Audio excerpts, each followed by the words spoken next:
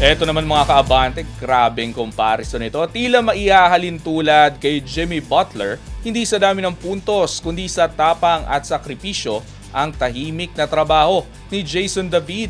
Ang maruruming trabaho nito sa likod ng panalo ng Ginebra sa Game 4 kontra San Miguel Beermen.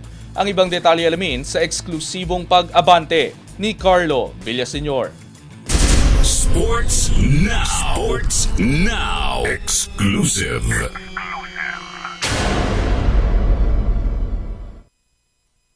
Hindi puntos o papogi ang naging sukatan ni Jason David sa Game 4 kundi sakripisyo, disiplina at tahimik na pagtulong kay Scottie Thompson. Sa pagtabla ng Barangay Ginebra San Miguel sa semifinal series kontra sa San Miguel Beermen sa 2-all, naging mahalagang piyesa si David sa likod ng makasaysayang triple-double ni Thompson hindi bilang Batman kundi bilang Robin. Gusto ko lang manalo, gusto ko makatulong sa team kasi San Miguel ang kalaban namin, mahirap ma-down ng 1-3 sa mga to. Pag na-down kami ng 1-3 sa mga to, sigurado, nakapusan na namin next game.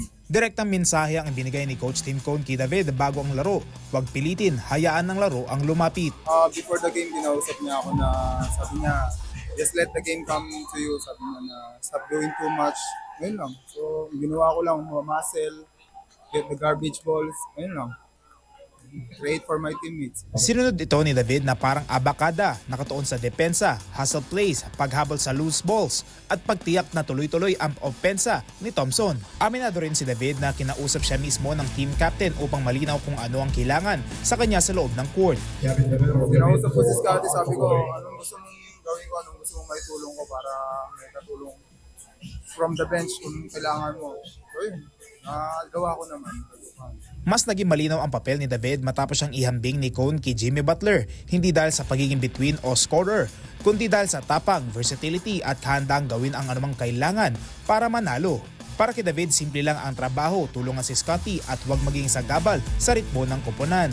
So, ang lagi lang namin sinasabi, stay greedy, stay hungry. So, dito na kami, so hindi na namin pababayaan.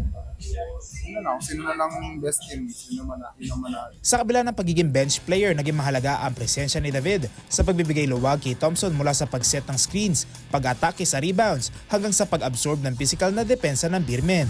Ngayong best of 3 na ang serye, malinaw na hindi na bilang eksperimento ang papel ni David. Isa na siyang mahalagang sandala ng Ginebra, ang uri ng manlalarong hindi kailangan magbuhos ng puntos para maramdaman ang epekto. Habang si Thompson ang Stephen Curry ng panalo, si David ang tahimik na lakas. Sa likod ito ang Jimmy Butler ng Ginebra na handang magbuhat ng mabibigat na trabaho para umusad ang Gin Kings. Ako si Carlo Villaseñor, Abante Sports. Now na!